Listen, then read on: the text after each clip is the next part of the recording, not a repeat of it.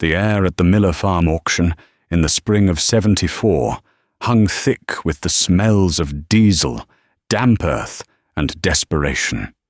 It was a scent Jack Caldwell knew well. A farm going under the hammer was a somber affair, a public funeral for a family's dream. Neighbors came to pick over the bones, their faces a mixture of pity and predatory calculation. Jack stood near the back, his 10-year-old son Tom at his side, his hands shoved deep into the pockets of his worn denim jacket.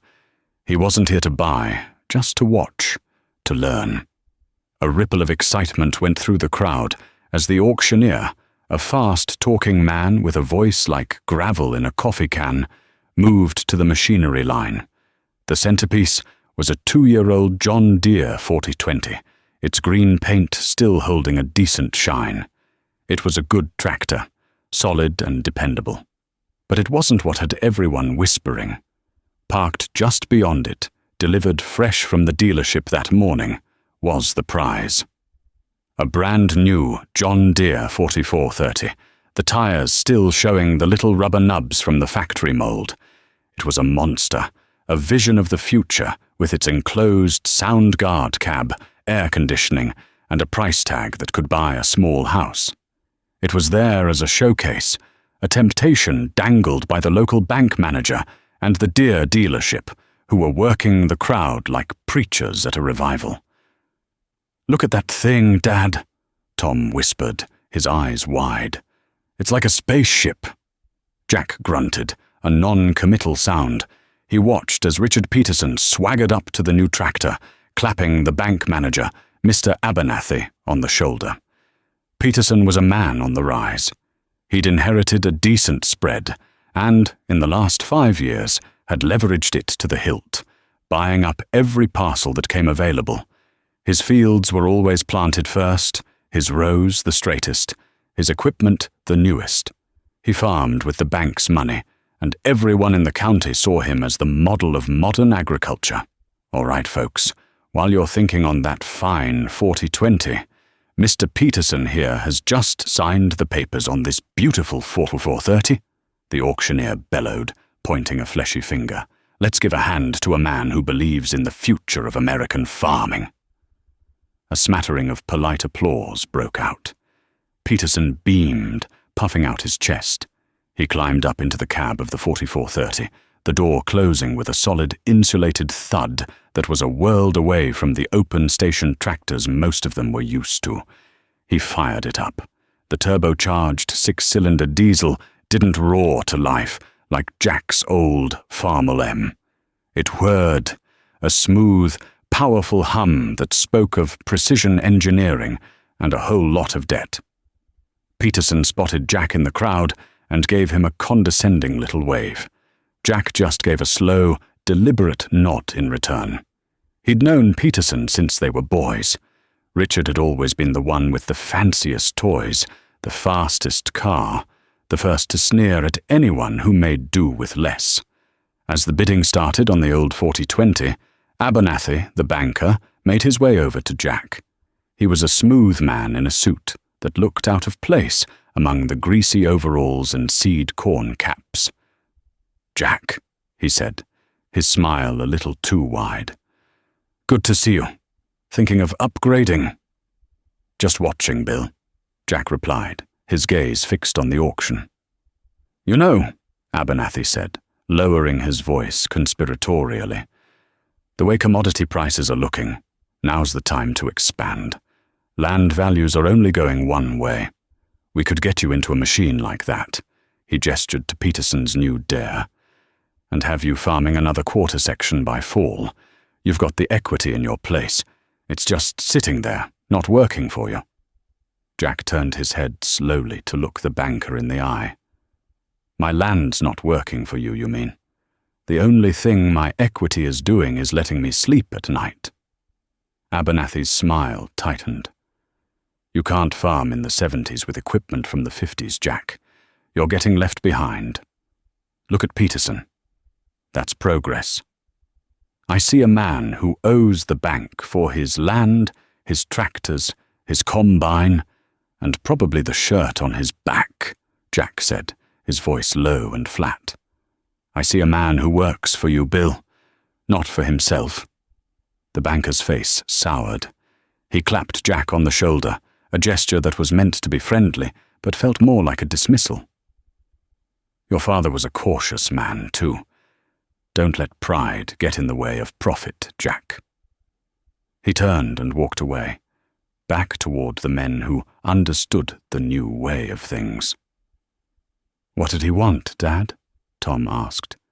"He was just admiring my tractor," Jack said with a wry grin. Tom looked confused. "But we drove the truck."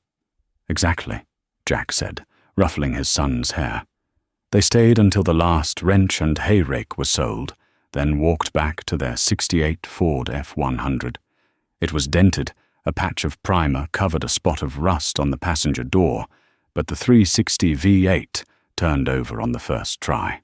As they pulled out onto the gravel road, they passed the entrance to the Miller place. A new sign was already being pounded into the ground next to the mailbox. It read, "Peterson Farms." On the drive home, Jack was quiet. He drove past his own fields, the black Iowa soil plowed and ready for seed.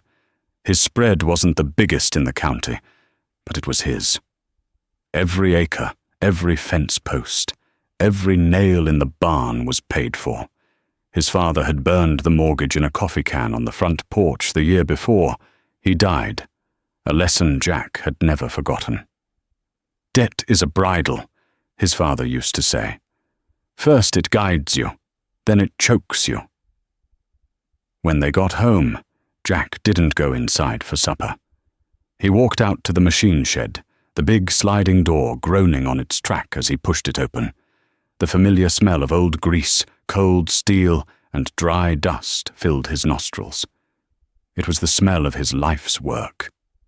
There they sat, his iron family. The 1951 Farmel M, his father's first new tractor, its red paint faded to a dull orange. He knew every bolt and gasket on its C248 engine. It wasn't fast, it wasn't comfortable, but it would start in 20 below zero and pull a plow through clay that would stall a lesser machine. Next to it was the big horse, the Oliver 1850 he'd bought used from a retiring neighbor. Its Perkins diesel engine was loud and smoky, but the raw torque it produced could pull a 5-bottom plow without complaint. And in the corner, his combine, an Alice Chalmers Gleaner F. It was a simple, belt-driven machine, easy to work on, and with a few modifications he'd made himself, it could harvest corn and beans as clean as any new model, just not as fast. These machines weren't just tools, they were partners. He'd spent countless hours with them, his hands covered in grease, his knuckles busted open. He knew the specific whine of the Oliver's hydraulics, the rhythmic clatter of the Gleaner's sickle bar, the satisfying chug of the Farmel's exhaust. They were paid for. They were his. They didn't come with a payment book and a banker's smarmy smile. He heard the crunch of gravel outside. It was Peterson, driving his new 4430 home from the auction. He slowed as he passed Jack's machine shed, the powerful headlights cutting through the dusk. Jack could see him up there in his glass box, looking down. Peterson shook his head, a small, pitying gesture, and then accelerated, the sound of his modern engine fading down the road, leaving Jack alone in the quiet company of his old iron. The laughter wasn't always out loud. Most of the time, it was a look, a shake of the head, a whispered comment at the co-op when he bought parts instead of a new machine. They called him Scrap Iron Jack, a man living in the past. He was a relic, a curiosity. But as he stood there, the cool spring air washing over him, he felt a quiet resolve harden in his gut. Let them laugh. Let them sign the bank's papers and chase the horizon of bigger, better, and newer. He was playing a different game, a longer game. He was farming for his son, not for his banker. Before we go any further into this story, I have to ask you folks listening, Have you ever been in Jack's shoes? Have you ever chosen the old, reliable, paid-for tool over the shiny new one that comes with a monthly payment? Maybe it was a car, a piece of equipment, or a house. Drop a comment below and tell me your story. I'd genuinely like to hear if you think Jack is a wise man or a fool, because back in 1974, pretty much everyone in his town had already made up their mind.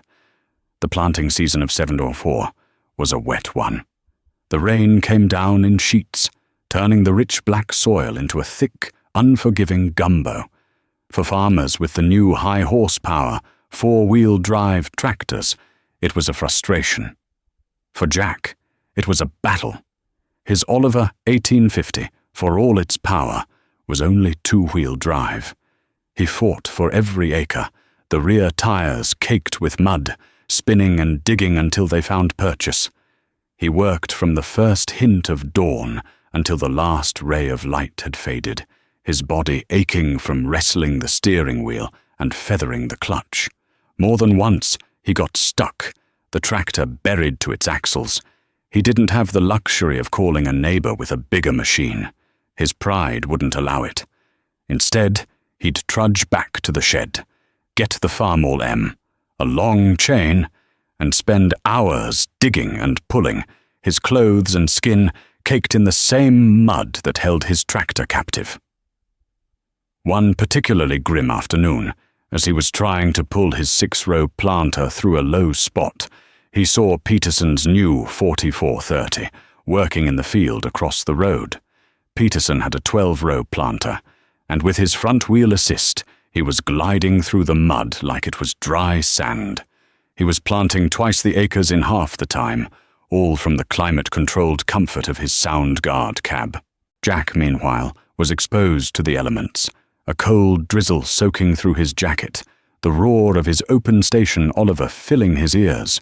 The community scorn, once a quiet undercurrent, was becoming more overt. At the grain elevator, the talk was all about yields and expansion. The Russian grain deal had sent prices soaring, and the government was telling farmers to plant fence row to fence row. It was a gold rush, and men like Peterson were the new titans. Jack, with his cautious approach, was seen as timid, a man afraid to take a risk when fortune was there for the taking. "Heard you were making a pond out in your North 40, Jack," one of the men at the coffee shop joked one morning. Jack just took a sip of his coffee, just trying to give the corn a drink. The men laughed. "You ought to let Abernathy set you up with a real tractor. You're going to wear yourself out trying to farm like your granddaddy."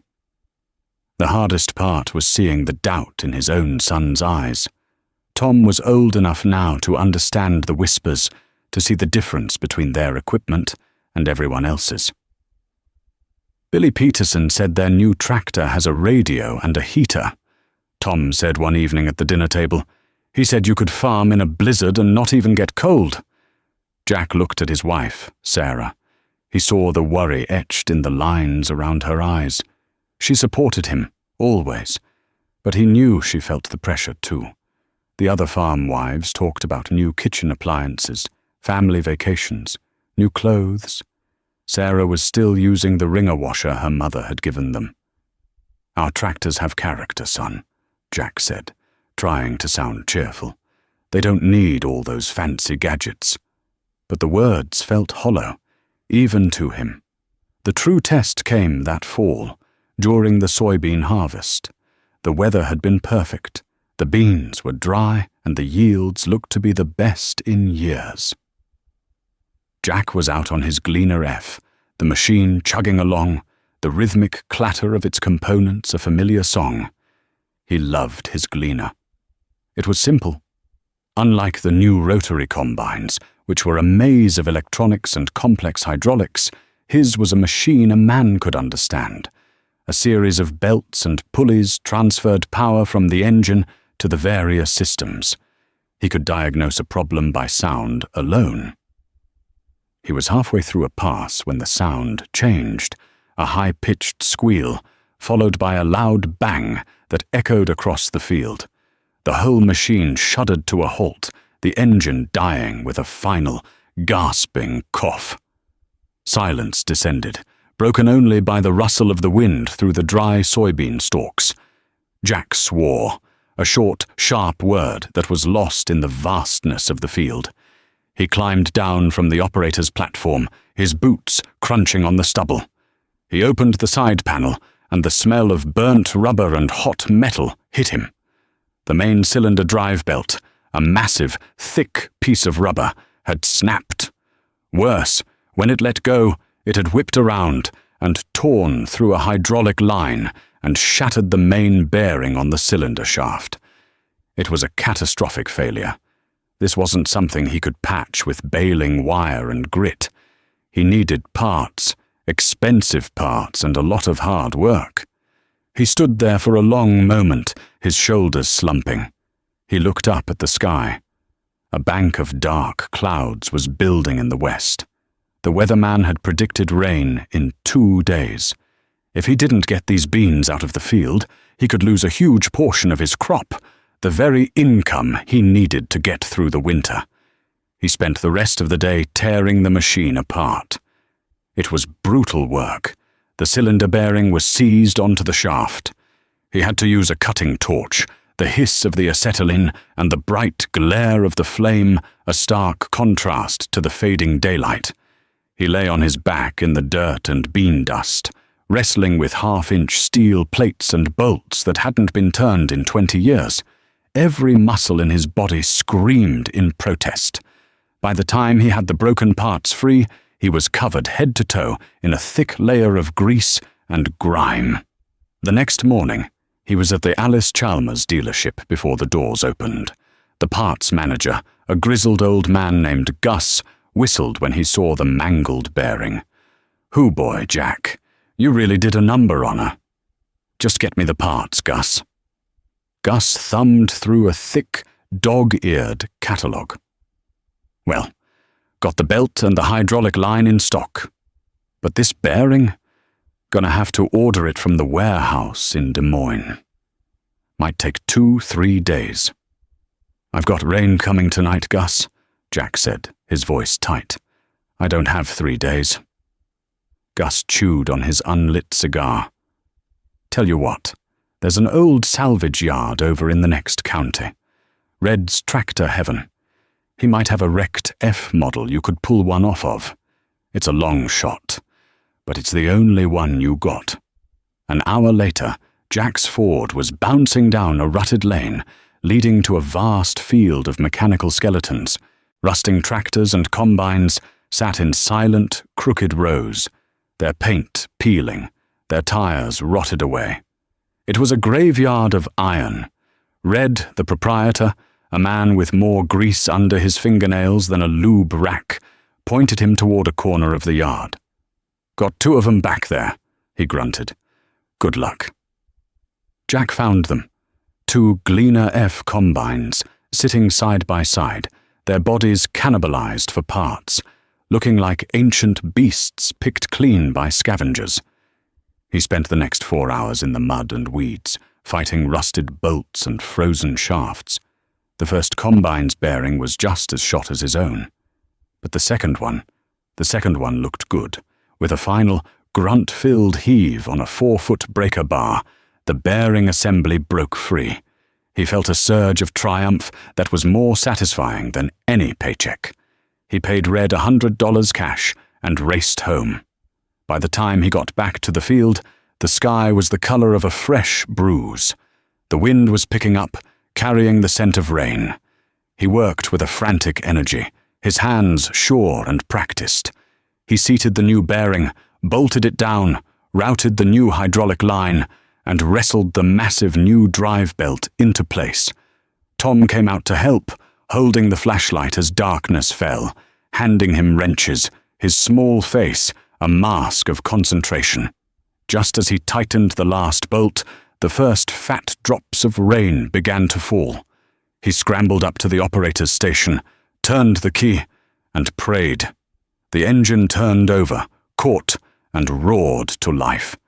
He engaged the separator, and the familiar, beautiful clatter of the machine filled the night.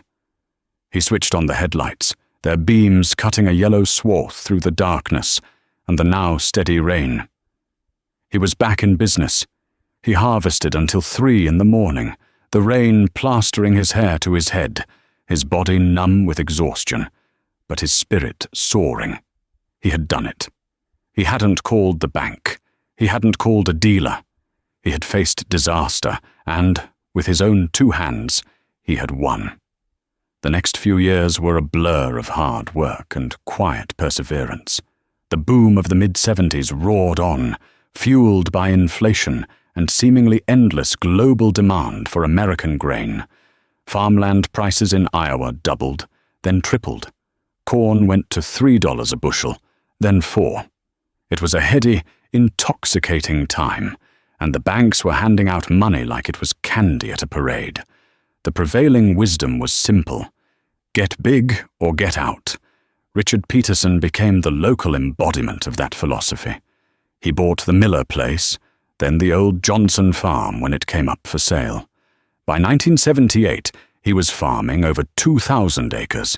His equipment line was a sight to behold. The 4430 was now his small tractor. His main workhorse was a brand-new John Deere 8630, an articulated 4-wheel drive behemoth that could pull a 30-foot cultivator. He traded in his combine for a new 7700 turbo model with a hydrostatic transmission and an 8-row corn head. He built massive grain bins with automated augers and drying fans. Peterson was no longer just a farmer. He was an agribusinessman. He was featured in the State Farming magazine, standing in front of his gleaming green fleet, a testament to the power of leverage and modern technology. At the coffee shop, the talk about him was no longer tinged with jealousy, but with awe. He was a success story, and Jack Caldwell was the counterpoint, the cautionary tale, the man who missed the boat. Jack stuck to his principles. He watched the land prices skyrocket and refused to chase them. "You can't pay for $4,000 an acre land with $4 corn," he told Sarah one night, poring over his ledger. "The math doesn't work, not in the long run."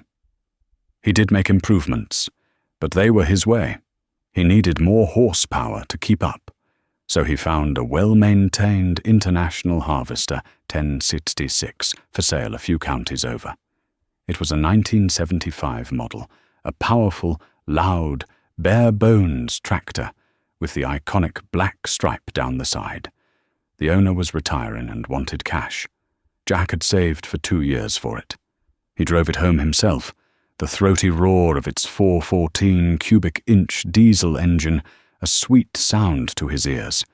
It wasn't new, but it was a solid machine, and more importantly, it was his. When he pulled into his driveway, he owned it outright. The contrast was stark. When Peterson bought his new 8630, the dealership threw a party. The banker was there. The local paper took a picture.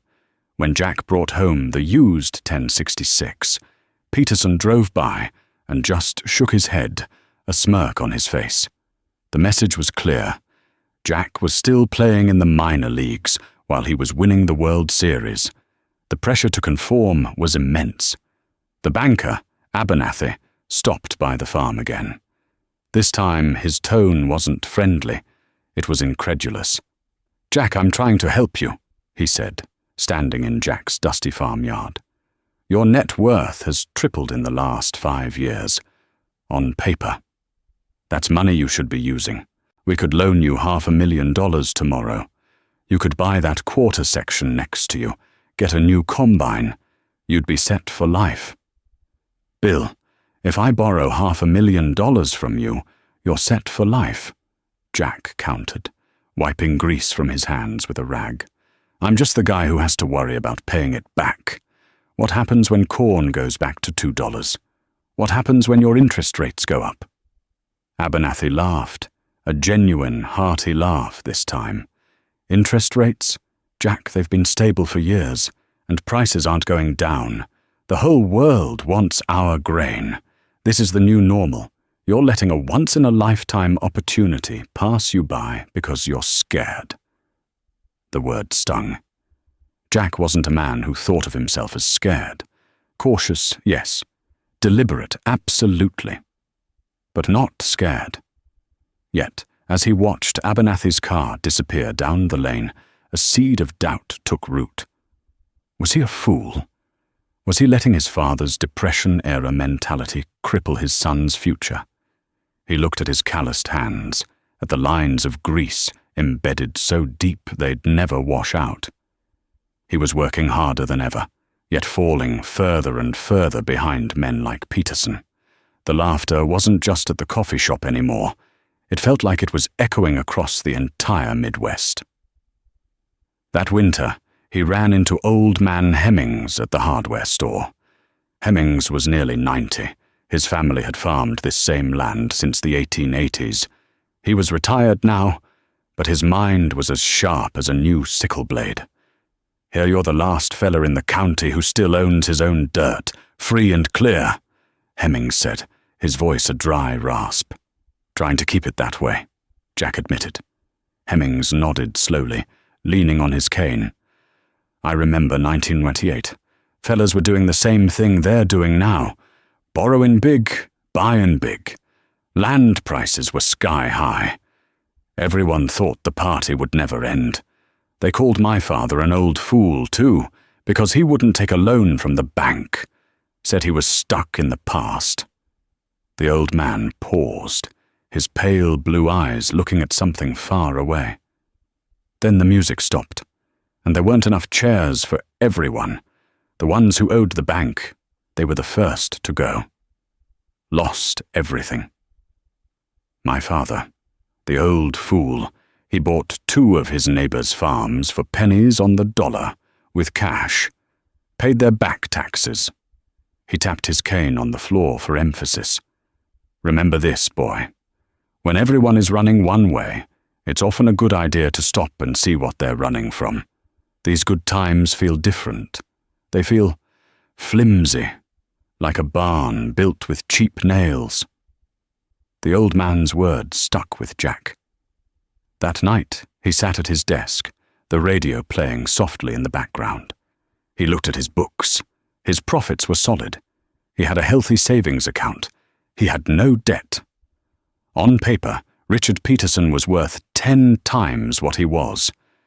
But if you subtracted what Peterson owed the bank, the number was much, much smaller.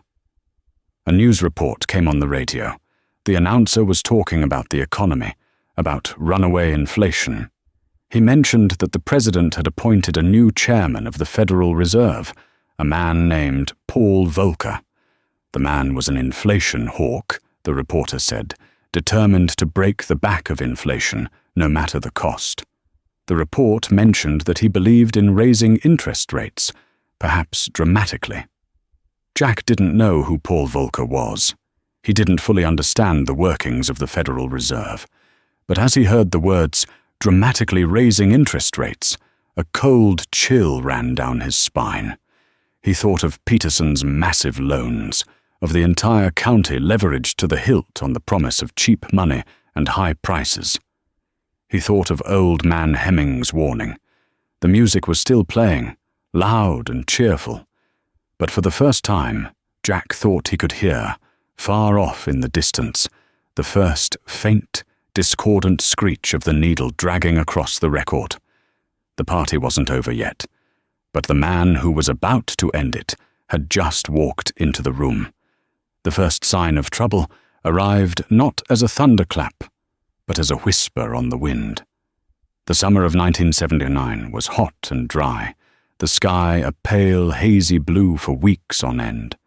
The corn leaves began to curl in on themselves by midday, a sign of thirst. Jack watched the horizon, his farmer's intuition humming with a low-grade anxiety. A dry year squeezed yields, and squeezed yields squeezed profits. It was a simple, brutal equation. But the real tremors were coming from much farther away than the western horizon. They came through the speaker of the AM radio in his workshop, crackling voices from Washington and New York, talking about things that felt a world away from his Iowa fields. Inflation was a monster, they said, and the only way to slay it was with a bitter medicine called high interest rates. The prime rate, the number that governed every other loan, began to creep up. 6%, 8%, 10%. Each tick upwards was like another turn of a vice on the American farmer. For Jack, it was a point of concern. For Richard Peterson, it was a catastrophe in slow motion. His entire operation was a pyramid built on the sands of cheap, easy credit. His operating loans for seed, fuel, and fertilizer were on variable rates. Suddenly, the money he had borrowed in the spring was costing him thousands more in interest by the fall. The breaking point came during harvest. It had been a difficult season, the dry weather cutting into the corn yield, but the soybeans had fared better. Every bushel counted. Jack was out on his old gleaner, chugging along steadily, the machine a familiar extension of his own body. He could tell by the pitch of the engine when the cylinder was loaded just right, by the vibration in the floor plate if a belt was slipping. One afternoon, he saw a plume of black smoke rise from Peterson's field a mile down the road. It wasn't the clean smoke of a working diesel, it was the greasy, acrid smoke of a major failure. He watched as Peterson's giant John Deere 7700 combine shuddered to a halt in the middle of a pass. Later that day, he saw the dealership's service truck out in the field, 2 mechanics in clean coveralls swarming over the silent green machine. The gossip at the co-op the next morning told the story. The 7700's hydrostatic transmission had failed. It wasn't a simple mechanical part you could unbolt and replace. It was a complex, sealed unit that had to be special ordered. The bill would be over $5,000, and the combine would be down for at least a week. A week, in the middle of harvest, was an eternity. A storm was forecast for the end of the week. Jack kept his head down and kept running. He finished his own soybeans, the beans rattling into the grain tank with a satisfying rhythm. He worked late into the night, the headlights of his old combine a lonely beacon in the vast darkness, his son Tom bringing him a thermos of coffee and a sandwich. He was tired, his body ached, but his crop was safe in the bin. The day before the storm hit, he saw Peterson's combine running again. But they had lost precious time. When the rains came, a cold, driving deluge that lasted for 2 solid days, Peterson still had over 300 acres of soybeans in the field. Jack stood on his porch, watching the rain turn his own harvested fields into a sea of mud, and felt a profound sense of relief that was tinged with a grim pity for the man down the road. The beans would be waterlogged, difficult to cut, and the quality would be downgraded at the elevator. It was a loss of tens of thousands of dollars Peterson simply couldn't afford. The swagger was gone. Jack saw Peterson at the gas station a few weeks later. His face was pale and drawn. The confident titan of agriculture was gone, replaced by a man who looked haunted, his eyes constantly darting around as if looking for an escape. The first deep cracks were showing in the foundation of his empire, and the whole county could feel the tremor. The whisper became a roar. 1980 dawned with President Carter's grain embargo against the Soviet Union in response to the invasion of Afghanistan. It was meant to be a political blow, but for the American heartland, it was a dagger to the throat. The primary market for their surplus grain vanished overnight. Prices didn't just fall, they plummeted from a cliff. Corn that had been selling for over $3 a bushel was suddenly struggling to fetch $2. At the same time, the Federal Reserve, under Paul Volcker, pushed the prime interest rate to its zenith, 15%. 18. It finally peaked at an unbelievable 21.5%. For farmers who had borrowed heavily, it was a death sentence. A loan that was manageable at 7% became an impossible burden at 20. It was like trying to run a race with an anchor chained to your leg. The landscape of the county began to change. The casual optimism at the coffee shop was replaced by hushed, fearful conversations. Men who had been farming for 30 years suddenly looked old and defeated. The weekly paper, once filled with ads for new equipment, was now thick with notices of public auctions. The word foreclosure, once spoken in shameful whispers, became a common, bitter reality. Bill Abernathy, the banker, no longer walked around town with a smile, clapping men on the back. He now moved with the somber purpose of an undertaker, his briefcase filled with documents that would end a family's history on the land. Through it all, Jack Caldwell endured. He was not thriving, but he was surviving. The collapse in grain prices hurt him as much as anyone, but his costs were a fraction of his neighbors. His fuel bill was his biggest expense. He had no loan payments, no interest eating away at his margins. His 1066 and Oliver 1850 were thirsty, but they were paid for. When a hydraulic cylinder on his plow started to leak, he didn't call a mechanic.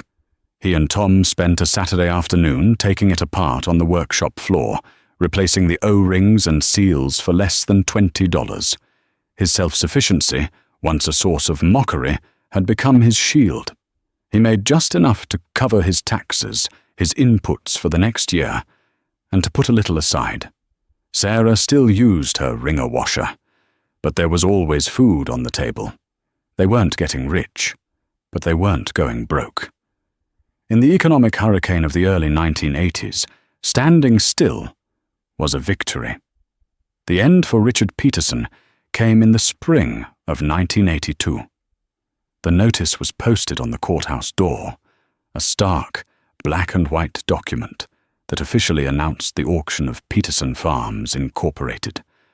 All 2,000 acres, the machinery, the grain bins, the house, everything. The bank was calling in its notes. The day of the auction was cold and grey, a fitting mood for the occasion. The crowd was different from the one at the Miller auction 8 years earlier. There was no excitement, no sense of opportunity. There were somber neighbors, there to bear witness to the fall. There were stone-faced bankers in suits and out-of-town investors who circled the machinery like vultures, their calculators clicking. Jack was there, with Tom, now a tall, quiet 18-year-old at his side. He wasn't there to gloat. He was there to pay his respects to a fallen farmer, regardless of their history. He watched as Peterson's magnificent fleet of green machinery was sold off, piece by piece. The John Deere 8630, the symbol of Peterson's ambition, looked strangely pathetic sitting there in the mud, its engine cold. It sold for less than half of what Peterson had paid for it, and every dollar went straight to the bank. The 7700 combine, the grain trucks, the massive planters and cultivators, all of them went under the hammer, the auctioneer's staccato chant sounding like a funeral dirge. Richard Peterson stood off to the side, near the house his father had built, his wife beside him. He was a ghost at his own funeral, his face a hollow mask of disbelief. He had done everything they had told him to do. He had modernized, expanded, leveraged. He had been the future of American farming, and now that future was being sold to the lowest bidder. The machinery was gone. The land was next, sold off parcel by parcel. The out-of-state investors bought up the large tracts, paying cash at prices that were a fraction of their peak value just a few years before. Finally, the auctioneer moved to the last item on the list, Parcel A, the home quarter section. 160 acres, with the main house, the barns and the machine shed. the original Peterson family farm. The bidding was slow. It was a smaller piece, less attractive to the big investors. The auctioneer tried to work the crowd, but the energy was gone. $120,000. I'm bid $120,000 for this fine homestead, he called out, his voice sounding strained. Do I hear 130? 130,000? Silence. The investors had what they wanted. The neighbors didn't have the cash. It looked like the bank would end up owning it. Then a clear voice cut through the quiet. 130,000. Every head turned. It was Jack Caldwell. He stood tall, his hands in his pockets, his face calm and resolute. A murmur went through the crowd. Scrap Iron Jack, the man who never borrowed a dime. Abernathy the banker, standing near the auctioneer, looked stunned. He conferred with one of the investors who just shook his head. 130,000 going once, the auctioneer called, his eyes fixed on Jack. Going twice. He looked around the crowd one last time. There were no other bids. Sold for $130,000 to Mr. Jack Caldwell. The gavel fell with a crack that seemed to echo across the entire county. Jack hadn't bought a tractor. He hadn't bought a combine. He had bought the land. He walked to the clerk's table, pulled out a checkbook from his worn coat, and wrote out a check for the full amount from the savings he had painstakingly built over 2 decades. After the crowd had dispersed, and the last of the investors' trucks had rumbled away, Jack saw Peterson still standing by the porch, looking out over the fields that were no longer his. He looked like a statue of a broken man. Jack walked over, his boots sinking slightly into the soft ground. Tom followed a few paces behind. Richard didn't look at him. He just stared at the horizon.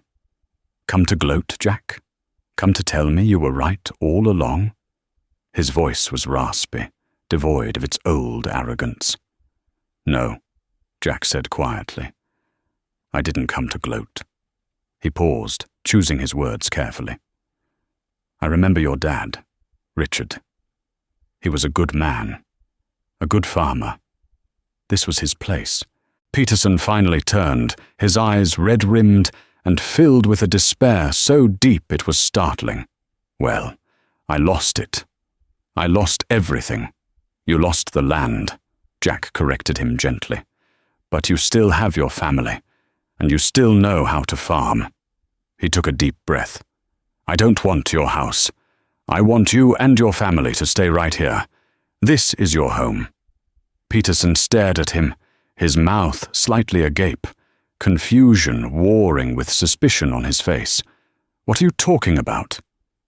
I'm talking about the fact that I just bought another 160 acres that I'm going to need help farming, Jack said. I'll need a good man. Someone who knows this ground better than anyone. I'll pay you a fair wage and a share of the crop from this quarter. You live in the house, rent-free. You work the land with me. We'll make it work. For a long moment, Richard Peterson was silent. He looked from Jack's earnest face to his own worn hands, then back to the house where he was born. The wall of pride and bitterness that he had built around himself finally crumbled. His shoulders shook, and he covered his face, a single, ragged sob escaping him. It wasn't the sound of defeat. It was the sound of a man being offered a hand when he expected a fist. The years that followed were lean, but they were good. The farm crisis of the 80s reshaped the rural landscape, leaving scars that would last for a generation. But on the Caldwell farm, and the adjoining land that had once belonged to Peterson, there was a quiet sense of purpose. The community's perception of Jack had transformed. He was no longer Scrap Iron Jack, the stubborn old fool. He was Jack Caldwell, the man who had weathered the storm, the man who had survived. Younger farmers, struggling to hold on, started stopping by his workshop. They didn't ask for money. They asked for knowledge. How do you rebuild a transmission on an old International? How do you set the timing on a Farmall M? How do you make a crop with last year's profits instead of next year's loan? Jack shared what he knew freely, never with an air of superiority, but with the quiet patience of a teacher. He became a pillar of the community, his wisdom valued more than any line of credit. He and Richard Peterson worked side by side, the old rivalry replaced by a grudging respect that slowly blossomed into a genuine friendship. They were two different men, forged in the same soil, who had taken different paths and had, by a strange twist of fate, ended up in the same place. By the time the late 80s rolled around, things had stabilized.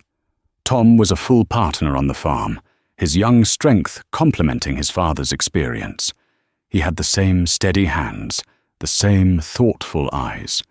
He understood the language of the machinery, the rhythm of the seasons. The lessons hadn't been taught in a classroom. They had been absorbed through years of watching his father work, of listening to his quiet counsel. One crisp autumn evening, with the harvest done, Jack and Tom stood on a small hill that overlooked their combined lands. The setting sun cast a golden glow on the corn stubble. The old Farmall M was parked nearby, having been used to haul a wagon from a far field. Its faded red paint seemed to glow in the last light of the day. "You know," Tom said, breaking the comfortable silence, "I remember that auction, back in 744. When Mr. Peterson bought that brand new deer, I wanted one so bad, I thought we were the poorest farmers in the county." Jack smiled, a slow, deep smile that crinkled the corners of his eyes. "We might have been, in terms of cash, but we weren't poor, son. We were free." He placed a hand on Tom's shoulder, the calloused palm resting with a familiar weight. "Look out there. Everything you see, we don't owe a single person a single dime for it. It's ours. The dirt, the barn, the house, this tractor." He patted the Farmall's fender. "It doesn't look like much, but it represents a way of living. It means we answer to no one but God and the weather." He looked at his son, his heart full. "There will be good times again. Prices will go up. Bankers will show up with smiles and easy money. And you'll be tempted, just like I was, just like Peterson was. You'll see your neighbors with shiny new things, and you'll have to remember what's real." "What's real, Dad?" Tom asked, his gaze earnest. "The land," Jack said, his voice dropping to a near whisper. "And your family, and a night's sleep that isn't haunted by the numbers in a banker's ledger. Everything else is just noise." Tom nodded, a deep understanding passing between them. The laughter of 1974 was a distant echo now, replaced by the quiet hum of a farm that had endured. It was the sound of a legacy, paid for not with borrowed money, but with sweat, with patience, and with the hard-won wisdom to know the difference between wealth and debt. As the last sliver of the sun disappeared below the horizon, the air grew cool, carrying the rich, honest smell of the earth. And it smelled like home.